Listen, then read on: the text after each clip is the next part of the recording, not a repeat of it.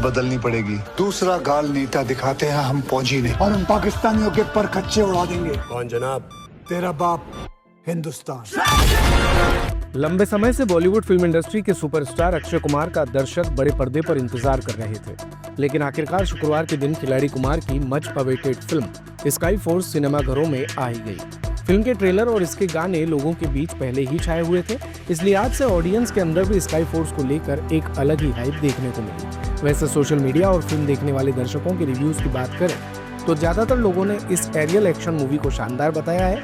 कई लोगों का तो ये भी मानना है कि ये फिल्म अक्षय कुमार के करियर के लिए टर्निंग पॉइंट साबित होगी। लेकिन कैसी है फिल्म की कहानी, डायरेक्शन, खिलाड़ी और अन्य एक्टर्स का अभिनय, आइए जानते हैं सिनेमा कवरेज में। तो स्काई फोर्स ने एरियल डॉग फाइट्स को बहुत अच्छे तरीके से दिखाया है। दो प्रतिद्वंदी देशों के बीच की लड़ाई दर्शकों के दिल को छू गई।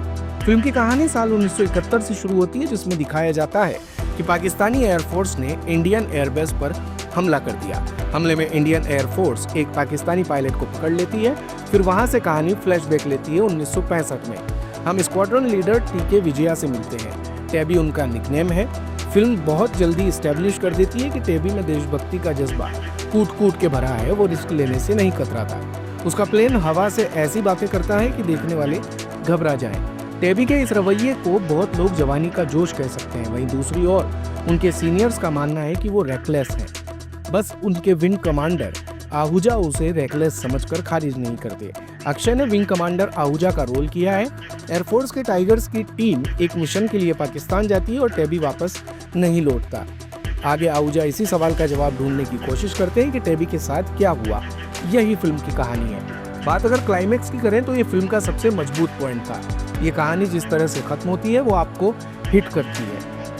एक किरदार स्क्रीन से बाहर निकलकर आपके साथ रह जाता है। आप उसके लिए कुछ महसूस करते हैं। ऐसा नहीं है कि फिल्म की राइटिंग के साथ सब कुछ चंगा सी। एक तो ये अपने पॉइंट पर पहुंचने में बहुत समय लेती है। फिल्म का मेजर प्लॉट ये है कि कैसे अक्षय का किरदार आहूजा टेबी से जुड़े सच का पता लगाने की कोशिश करता है। उसकी सबसे बड़ी चुनौती हवा में नहीं है बल्कि अधिकारियों से डील करने में है और टेबी का पता लगाने में इच्छुक नहीं है। यहाँ फिल्म आपको एंगेज करके रखती है, लेकिन ये हिस्सा इंटरवल के बाद आता है।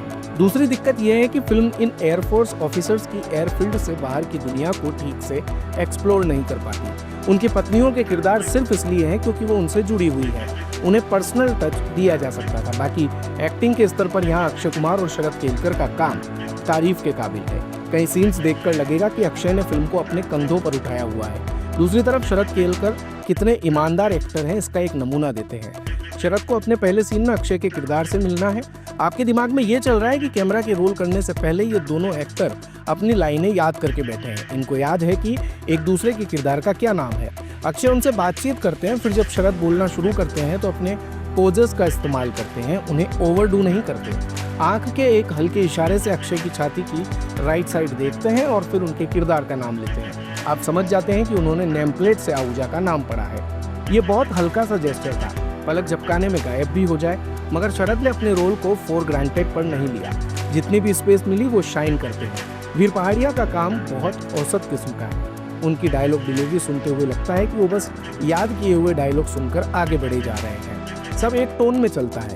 बाकी ये उनकी फिल्म है, उम्मीद है कि आगे उनका काम बेहतर होता जाएगा। राइटिंग से लेकर साउंड डिजाइन तक वैसे काफी फिल्म में काम किया जा सकता था, लेकिन फिल्म का एक दूसरा पहलू ये भी है कि कई मौकों पर यह कहानी आपको एंगेज करके रखती है। बात अगर डायरेक्शन की करें तो संदीप केवलानी और अभिषेक अनिल कपूर का डायरेक्शन अच्छा है। उन्होंने ये कहानी चुनी, ये बड़ी बात है, और इसे एक अलग अंदाज में पेश किया जो काबिले तारीफ है। तनिष्क बागची का दिया फिल्म का म्यूजिक अच्छा है जो फिल्म के फील को और भी बेहतर बनाता है। बैकग्राउंड स्कोर भी फिल्म का बेहद शानदार है।